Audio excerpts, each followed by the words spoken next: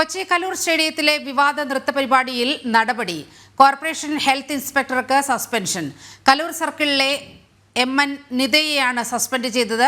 പരിപാടിയെക്കുറിച്ച് നേരിട്ട് പരിശോധിക്കാത്തതിലാണ് നടപടി. നഗരസഭയുടെ ഹെൽത്ത്, റവന്യൂ, എഞ്ചിനീയറിംഗ് വിഭാഗങ്ങൾക്ക് വീഴ്ചയുണ്ടായോ എന്ന് പരിശോധിക്കാനും മേയർ അഡ്വക്കേറ്റ് എം. അനിൽകുമാർ നിർദ്ദേശം നൽകി. നഗരസഭാ സെക്രട്ടറി അന്വേഷണം നടത്തി റിപ്പോർട്ട് നൽകും. വിവരങ്ങളുമായി രേഷ്മ ബാബു ചേരുകയാണ്. രേഷ്മ, കോർപ്പറേഷന്റെ ഭാഗത്ത് നിന്ന് എന്തെല്ലാം നടപടികളാണ് ഈ വിവാദ നൃത്ത പരിപാടിയുമായി ബന്ധപ്പെട്ടുണ്ടായിരിക്കുന്നത്?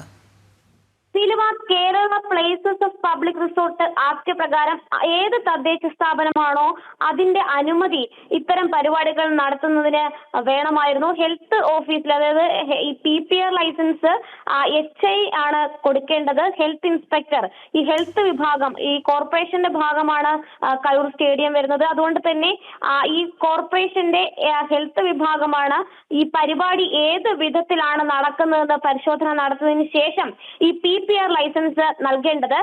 പക്ഷേ ഇത് സംബന്ധിച്ച് ഈ ഗിന്നസ് നൃത്ത പരിപാടിയുടെ സംഘാടകർ ലൈസൻസിന് അപേക്ഷ നൽകിയിരുന്നു. പക്ഷേ ഇത് പണം ഉപയോഗിച്ച് അല്ലെങ്കിൽ പണം സ്വീകരിച്ച് പൊതുസ്ഥലങ്ങളിൽ പരിപാടി നടത്തുന്നതിന് ഹെൽത്ത് വിഭാഗത്തിൽ നിന്ന് കൊടുക്കുന്നതാണ് PPR ലൈസൻസ്.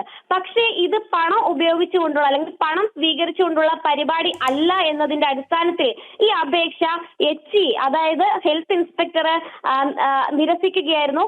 പിന്നീട് ഇതുമായി ബന്ധപ്പെട്ട യാതൊരു വിധത്തിലും പരിശോധന ഹെൽത്ത് ഇൻസ്പെക്ടറുടെ ഭാഗത്തുനിന്ന് ഉണ്ടായില്ല. ഇതാണ് ഒരു വീഴ്ചയായിട്ട് നഗരസഭാ സെക്രട്ടറി കണ്ടെത്തിയിട്ടുള്ളത്. നിലവിൽ ഈ കലൂർ സർക്കിളിലെ എം.എൻ. നിതയാണ് ഹെൽത്ത് ഇൻസ്പെക്ടർ. ഇവരെയാണ് സസ്പെൻഡ് ചെയ്തിരിക്കുന്നത്. പരിപാടിയെക്കുറിച്ച് എന്തുകൊണ്ടാണ് നേരിട്ട് പരിശോധിക്കാതിരുന്നത്? അത് പണം സ്വീകരിച്ചുകൊണ്ടുള്ള പരിപാടിയാണെന്ന് പിന്നീട് ആക്ഷേപം ഉയർന്ന ഒരു സാഹചര്യത്തിലാണ് ഒരു ദ്രുതഗതിയിൽ നടപടിയിലേക്ക് നഗരസഭ കടന്നത്. ഈ നഗരസഭയുടെ ഹെൽത്ത്, റവന്യൂ, എഞ്ചിനീയറിംഗ് വിഭാഗങ്ങൾക്ക് ഏതെങ്കിലും ഘട്ടത്തിൽ ഒരു വീഴ്ച സംഭവിച്ചിട്ടുണ്ടെങ്കിൽ അതും പരിശോധിച്ച് നടപടി സ്വീകരിക്കാനായിട്ട് നിലവിൽ മേയർ നിർദ്ദേശം നൽകിയിട്ടുണ്ട്. നഗരസഭാ സെക്രട്ടറിയാണ് ഇത് സംബന്ധിച്ച് അന്വേഷണം നടത്തി റിപ്പോർട്ട് നൽകേണ്ടത്. എന്തായാലും ആദ്യഘട്ടത്തിൽ ഈ സംഘാടകർ PPR ലൈസൻസിന് അപേക്ഷ നൽകിയതെങ്കിലും പണം സ്വീകരിച്ചുകൊണ്ടുള്ള പരിപാടി അല്ലാത്തതിനാൽ ആ അപേക്ഷ നിരസിക്കുകയായിരുന്നു. അതിനുശേഷം ഈ പറയുന്ന സ്ഥലത്ത് എത്തി പരിശോധന നടത്തുവാനായിട്ട് ഹെൽത്ത് വിഭാഗം തയ്യാറായില്ല. ഇത് തന്നെയാണ് ഈ നടപടിക്ക് ആധാരമായിട്ട് പറയുന്നത്. കൃത്യവിലോപം ഹെൽത്ത് ഇൻസ്പെക്ടറുടെ ഭാഗത്തുനിന്ന് ഉണ്ടായി. തുടർന്നാണ് എം.എൻ. നിതയെ സസ്പെൻഡ് ചെയ്തിരിക്കുന്നത്.